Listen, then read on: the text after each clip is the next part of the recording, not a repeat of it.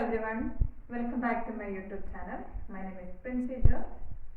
Well, last session abbreviations same way OET, not only in OET listening, reading, writing, even speaking മറ്റൊരു ടോപ്പിക്കുമായിട്ടാണ് ഞാനത് വന്നിരിക്കുന്നത്. അതായത് there are some drugs names which are mainly using in OET listening part A. അത് ഏതൊക്കെയാണെന്ന് നമ്മൾ ഇന്ന് കൂടുതലായിട്ട് discuss ചെയ്യാൻ പോവുകയാണ്. So when you go to any hospital settings, അവിടെ you are able to give all kind of drugs, even in tablet form and in injections forms you are allowed to give. But when you work in nursing home or care home, you are allowed to give only the tablets. Both health settings, അതായത് hospital സെറ്റിങ്ങിലും ഈ nursing ഹോംസിലും രണ്ടിടത്തും work ചെയ്തിട്ടുള്ള ആളെന്ന നിലയിൽ എനിക്ക് ഈ രണ്ട് തരത്തിലും രണ്ട് സെറ്റിങ്ങിലും മെയിനായിട്ട് യൂസ് ചെയ്യുന്ന ഡ്രഗ്സുകൾ ഏതൊക്കെയാണെന്ന് കുറച്ച് ഫെമിലിയറാണ് ഞാൻ. അപ്പോൾ അത് കുറച്ച് ഡീറ്റെയിൽ ആയിട്ട് ഡിസ്കസ് ചെയ്യാമെന്നാണ് ഞാൻ വിചാരിക്കുന്നത്. ഫസ്റ്റ് നമുക്ക് നഴ്സിംഗ് ഹോമുകളിൽ ഞാൻ ഓൾറെഡി പറഞ്ഞത് ബ്ലിസ്റ്റർ പാക്കറ്റ് അല്ലെങ്കിൽ ഓൾറെഡി അവർ മരുന്നെല്ലാം പ്രിപ്പയർ ചെയ്ത് പാക്കറ്റിൽ അത് ജസ്റ്റ് നമ്മളത് അതൊന്ന് എടുത്ത് കൊടുത്താൽ മാത്രം മതി. അപ്പോൾ അതിനെയാണ് ഈ ബ്ലിസ്റ്റർ പാക്കറ്റ് അല്ലെങ്കിൽ ടോഷ എന്ന് പറയും. അപ്പോൾ അതിനകത്ത് വരുന്ന മരുന്നുകൾ. അപ്പോൾ അതല്ലാതെ തന്നെ ചില ആൻറ്റിബയോട്ടിക്കുകൾ സെപ്പറേറ്റ് ആയിട്ട് നമ്മളവിടെ കൊടുക്കേണ്ടതുണ്ട്.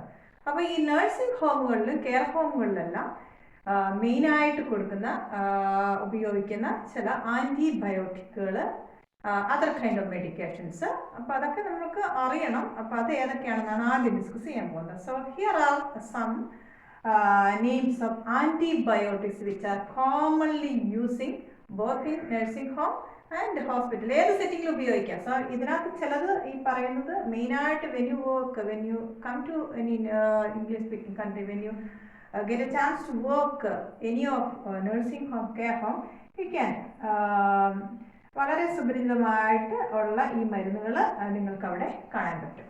First set of antibiotic you can see is amoxicillin. Amoxicillin എഴുതുമ്പോൾ നമുക്ക് always നമ്മൾ സ്പെല്ലിംഗ് എറേഴ്സ് ഉണ്ടാക്കും. So spelling error is a matter. So just care about the spelling you are writing. So amoxicillin നമ്മളിവിടെ LLINE എന്ന് എഴുതാനുള്ള ഒരു tendency നമുക്കുണ്ടാകും. So the answer will be wrong. So correct spelling AMOXYCILLIN. So when you get a question in listening part A, നമ്മൾ audio continuously ആയിട്ട് വന്നുകൊണ്ടിരിക്കുകയാണ്. So നമ്മൾ same ടൈമിൽ ലിസണിങ്ങിന് you are listening the audio clip and you are reading the question and writing 3 tasks at a time you have to achieve. So you won't get much time to listen. അവിടെ pose ചെയ്യുക നിങ്ങൾക്ക് നിങ്ങൾ എഴുതിക്കോട്ടെ, ഇത് exam ആണല്ലോ, so സമയം കൊടുത്തേക്കാം, അങ്ങനെയൊന്നുമില്ല. You will get ആ ഒരു കറക്റ്റ് ടൈമിനുള്ളിൽ നിങ്ങൾ ഈ 3 സംഭവങ്ങൾ ഒരേ സമയത്ത് കൊണ്ടുപോകണം. So you don't get extra time to listen or pause or something to write. So ആ കിട്ടുന്ന ടൈമിനുള്ളിൽ സ്പെല്ലിംഗ് എറേഴ്സ് ഇല്ലാതെ, അപ്പോൾ അങ്ങനെ സ്പെല്ലിംഗ് എറേഴ്സ് ഇല്ലാതെ എഴുതണമെങ്കിൽ what is the only trick? നിങ്ങൾക്കത് അറിഞ്ഞിരിക്കണം അല്ലേ? അപ്പോൾ അറിഞ്ഞിരിക്കണമെങ്കിൽ you have to practise, keep practise. അത്രേ ഇതിനൊരു ടിപ്പായിട്ട് അതാണുള്ളത്. അപ്പോൾ അതാണ് ആദ്യം കാണുന്ന ഒരു antibiotic. Then doxycycline, amoxicillin, doxycycline and keflon. These 3 antibiotics ആണ് മെയിനായിട്ട് ഈ നഴ്സിംഗ് ഹോമുകളിലെല്ലാം യൂസ് ചെയ്യുന്നത്. Other set of antibiotic hospital, പെനിസിലിനും ചില സമയങ്ങളിൽ ടാബ്ലറ്റ് ഫോമിലുണ്ടാവും. ഓക്കെ, സോ ഇത്ര ആൻറ്റിബയോട്ടിക്കുകൾ വളരെ വളരെ ഇമ്പോർട്ടൻ്റ് ആണ്. യൂറോപ്യൻ കൺട്രീസിൽ ഏറ്റവും കൂടുതൽ ഉപയോഗിക്കുന്ന ടാബ്ലറ്റ് ഫോമിലുള്ള ആൻറ്റിബയോട്ടിക്. ഇഞ്ചക്ഷൻ ഫോമുകൾ ഹോസ്പിറ്റലിലോട്ടൊക്കെ പോകുമ്പോൾ ഡിഫറെൻ്റ് ആയിട്ടുണ്ട്. പിന്നെ അറിയാവുന്ന അങ്ങനെയുള്ള മെട്രോജിലാൻഡോ. പക്ഷേ കൂടുതലായിട്ട് ഈ ലിസണിങ്ങിൽ വരുന്ന ആൻറ്റിബയോട്ടിക്കിൻ്റെ പേരുകൾ ഇവയൊക്കെയാണ്. So amoxicillin, doxycycline, tetracycline, levofloxacin, vancomycin, which is really important ആണ്. So many question പേപ്പേഴ്സിനകത്ത് ഞാൻ കണ്ടിട്ടുണ്ട് vancomycin. And most commonly asking antibiotic name ആണ് പെനിസിലിൻ. ഇവിടെ നമ്മൾ എഴുതി വരുമ്പോൾ PENICILLI ആണോ NA ഉള്ളോ ഒരെല്ലേ ഉള്ളോ? You will be really confused and you will be thinking you don't have much time അല്ലേ? ആ തന്നിരിക്കുന്ന സമയത്തുള്ളിൽ നിങ്ങളിത് ചിന്തിക്കുന്ന സമയത്ത് ക്വസ്റ്റ്യൻസ്, ഇതിപ്പോൾ 12ാമത്തെ ക്വസ്റ്റ്യൻ ആണെങ്കിൽ you are thinking when writing. 12th question എഴുതുന്നത് you are thinking whether it's LINE or just NA ഉള്ളോ.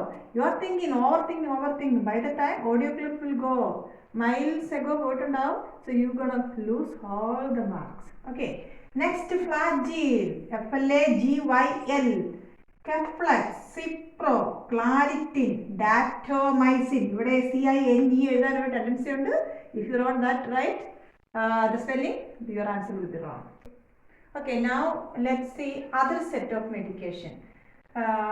കുറേ BP മെഡിക്കേഷൻസ് ഒക്കെ നമ്മൾ കുറേ സെറ്റ് ഓഫ് BP മെഡിക്കേഷൻസ് ഒക്കെ നമ്മൾ അറിഞ്ഞിരിക്കണം. മെയിനായിട്ട് ഉപയോഗിക്കുന്ന BP സെറ്റ് ഓഫ് മെഡിക്കേഷൻസ് നിങ്ങൾക്കറിയാം, എങ്കിലും ഇതിൻ്റെ എഴുതി വരുമ്പോൾ അതിൻ്റെ സ്പെല്ലിങ്ങിൽ നമുക്ക് ഡൗട്ട് വരും. ഫോർ എക്സാമ്പിൾ അറ്റനലോൾ LE എഴുതണോ L എഴുതണോ നമുക്ക് ഡൗട്ട് വരും. അപ്പോൾ അത് ചില കേസിൽ യു വിൽ ലിസൺ ഓൺലി അറ്റൻ 50, അറ്റൻ 25 എന്ന് കേൾക്കും. അപ്പോൾ അവിടെ എന്താണോ പറഞ്ഞിരിക്കുന്നത് ആ സെയിം വേ തന്നെ നിങ്ങൾ എഴുതണം. സെയിം വേയിൽ അടുത്ത BP മെഡിക്കേഷൻസ് ആണ് സ്റ്റൈനലോൾ. Okay, TYNDNOL. Labetalol, it's mainly എന്താണ് നമ്മൾ ഗൈനക്ക്, അതായത് പ്രഗ്നന്റ് ലേഡീസിന് ഉപയോഗിക്കുന്ന BP medication. So when you listen conversation, അതായത് ഒരു പേഷ്യൻറ്റും ഡോക്ടറും തമ്മിൽ, ഒരു പേഷ്യൻ്റ് ഒരു പ്രഗ്നന്റ് ലേഡി ആണെങ്കിൽ പേഷ്യൻ്റ് ഹൈപ്പർ ടെൻഷൻ ഉണ്ടാകുന്ന കേസൊക്കെയുള്ള പ്രഗ്നന്റ് ലേഡീസിന് കൊടുക്കുന്ന medication. So when you listen, നിങ്ങളത് കേൾക്കുമ്പോൾ അതൊരു പ്രഗ്നന്റ് ലേഡി ഒരു ഡോക്ടറും തമ്മിലുള്ള ഒരു കോൺവെർസേഷൻ ആണെന്ന് ആദ്യമേ നിങ്ങൾക്കത് മനസ്സിലാവും. അപ്പോൾ അവർ ആ മെഡിക്കേഷൻ്റെ കാര്യങ്ങളാണ് പറഞ്ഞിരിക്കുമ്പോൾ ആ മെഡിക്കേഷൻ വരുമ്പോഴേ നിങ്ങളുടെ മനസ്സിൽ നിങ്ങൾക്ക് കത്തണം, ഓ പ്രഗ്നൻസി റിലേറ്റഡ് ആയിട്ടുള്ള BP medications. That patient is asking to continue BP medications. ആ സമയത്ത് ബിഫോർ ലിസണിങ് നിങ്ങൾക്ക് കത്തണം ലെബറ്റലോൾ ആയിരിക്കും. So when you know the spelling correctly you are safe. Labetalol. അത് മെറ്റോപ്രലോൾ, ഇതെല്ലാം നമ്മൾ കോമൺ ആയിട്ട് യൂസ് ചെയ്യുന്നതാണ്. പക്ഷേ ഇത് എഴുതി വരുമ്പോൾ മെറ്റോപ്രലോൾ നമ്മൾ spelling errors definitely you will make mistake. Next norvasc. Norvasc വളരെ കോമൺ ആയിട്ട് ഉപയോഗിക്കുന്നതാണ്. പക്ഷേ നോർവാസ്ക് നമ്മൾ എഴുതി വരുമ്പോൾ സ്പെല്ലിങ് നോർവാസ്ക്. നമ്മൾ നോർവാസ്ക് എഴുതാനുള്ള ചാൻസ് ഉണ്ട്, ഒരുപാട് റോങ് വരാനുള്ള ചാൻസ് ഉണ്ട്. പിന്നെ അടുത്ത് ഉപയോഗിക്കുന്ന HT റിസപ്റ്റർ ആൻറ്റഗോണിസ്റ്റ്, മെയിനായിട്ട് ഈ നഴ്സിംഗ് ഹോമുകളിലൊക്കെ, നഴ്സിംഗ് ഹോമുകളിൽ നിന്ന് മാത്രമല്ല എല്ലാ സെറ്റിങ്ങുകളിലും ഉപയോഗിക്കുന്ന ഗ്യാസ് നമ്മൾ റാൻഡാക്കിൻ്റെ ഒക്കെ ഒരു PPI എന്ന് ഇവരുടെ പറയുന്നത്, proton pump inhibitors. So when you listen the conversation, when you listen the audio, they were talking about, the doctor is asking the patient to take or asking a question like അവർ ചോദിക്കുകയാണ്, conversation ആണല്ലോ, which PPI are you taking? So PPI, are you taking which PPI? So you will get confused. PPI, if you don't know the meaning of PPI, proton pump inhibitors, അതായത് നമ്മുടെ gas related ആയിട്ടുള്ള ഗ്യാസിൻ്റെ abdominal സംബന്ധമായിട്ടുള്ള പ്രോബ്ലംസിന് നമ്മൾ ഏറ്റവും കൂടുതൽ കൊടുക്കുന്ന PPI ആണ്. പ്രോട്ടോൺ പമ്പ് ഇൻഹിബിറ്റേഴ്സിനകത്ത് വരുന്നതാണ് നെക്സിയമും പാൻറ്റോപ്രസോളും. ഈ രണ്ട് മെഡിക്കേഷനാണ് മെയിനായിട്ട് അവർ കൊടുക്കുന്നത്.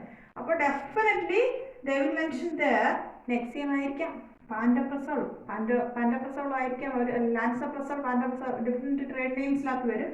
അപ്പോൾ ഇത് നിങ്ങൾ അറിഞ്ഞിരിക്കണം. NEXIUM, പാൻറ്റോപ്രസോൾ, ZOLA. ഓക്കെ, വളരെ ഇമ്പോർട്ടൻ്റ് ആണ്. Next cardiac medications. ഈ ഒരു പ്ലാവിക്സ് ആൻഡ് ക്ലോപ്പിഡഗ്രോൾ, ഇതിൻ്റെ കൂടെ ആസ്പിരിൻ ASA അതും വരും. പ്ലാവിക്സ്, ക്ലോപ്പിഡഗ്രോൾ ആണ്. ഇത് രണ്ടും സെയിം ആണ്, പക്ഷെ അതിൻ്റെ ട്രേഡ് നെയിമും കെമിക്കൽ നെയിമിലും ഉള്ള വ്യത്യാസമാണ്.